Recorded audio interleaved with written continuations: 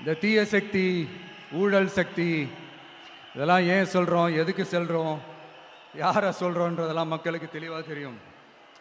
அதே மாதிரி டிவிகேவுக்கு போட்டி டிஎம்கே தான்றதும் மக்களுக்கு தெளிவாக தெரியும். அப்படி இருக்கும்போது நாம் ஏதாவது பேசினா வாண்டடாக சில பேர் வந்து வண்டியில் ஏறி உட்காந்துக்கிறாங்க. ஆமாம், வாண்டடாக சில பேர் வண்டியில் ஏறி உட்காந்துக்கிட்டு குரல் கொடுக்குறாங்க. சீரியஸாக ஒரு போட்டி நடந்துக்கிட்டு இருக்கும் போது இங்கே காமெடிக்கெல்லாம் இடம் இல்லை பாஸ். இதெல்லாம் மக்களுக்கு தெளிவாக தெரியும். இந்த நேரத்தில் ஒரு சீரியஸ் கேள்வியை இன்னைக்கு இருக்கிற மிகப்பெரிய அரசியல்வாதிங்க கிட்ட கேட்கணும்னு நான் நினைக்கிறேன். நீங்க அரசியலுக்கு வர்றதுக்கு முன்னாடி உங்ககிட்ட இருந்த சொத்து எவ்வளோ?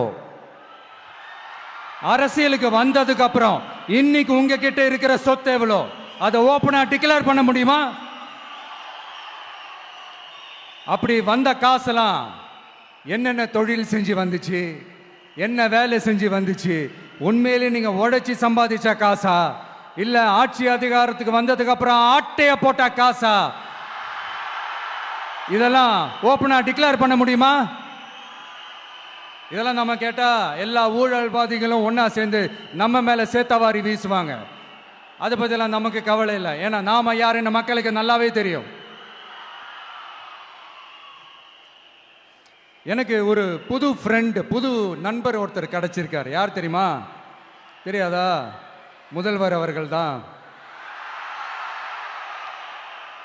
இப்போ ஒரு நிருபர் ஒருத்தர் கேட்ட கேள்விக்கு எனக்கு எதிரிகள்லாம் யாரும் இல்லை, அவங்க எல்லாருமே எனக்கு நண்பர்கள் தான் அப்படின்னு சொன்னாங்களே. அப்படி நாங்கெல்லாம் உங்களுக்கு நண்பர்கள்னா அப்புறம் ஏன் சார் கரூர் விஷயத்துல ஏன் மேல பழி தூக்கி போட்டீங்க?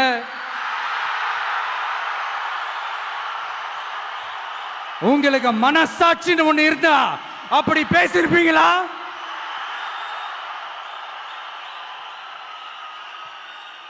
அப்படி நாங்களாம் உங்களுக்கு நண்பர்கள்னா ஒரு ஈவெண்ட், ஒரு ஃபங்க்ஷன் நடத்துறதுக்கு ஒரு இடமோ ஒரு பர்மிஷனோ ஏன் கொடுக்க மாட்டேன்றீங்க? எல்லாத்தையும் நீங்களே பண்ணிட்டு போற போக்கில் அப்படியே பொய்களா அடிச்சு விட்டுக்கிட்டு இருக்கீங்க. உங்களோட உண்மையான நண்பர்கள் யாருன்னு சொல்லட்டுமா? லஞ்சம், ஊழல், அரசியல் ஆதாயம், இதெல்லாம் தான் உங்களோட உண்மையான நண்பர்கள். பர்சனலா நீங்க எப்படி வேணா இருந்துக்கங்க சார், நமக்கு அதை பத்தி கவலை இல்லை, நமக்கு அது அவசியமும் இல்லை. ஆனா உங்க ஆட்சி தான் தப்பான ஆட்சி, தமிழ்நாட்டுக்கு தேவையில்லாத ஆட்சி.